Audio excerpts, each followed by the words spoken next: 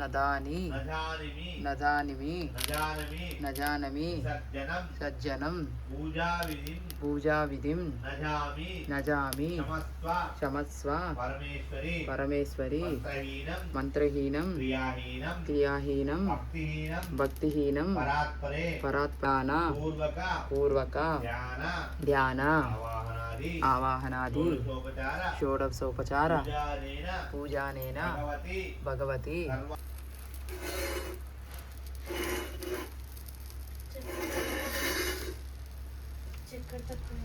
కింద కలపాలి.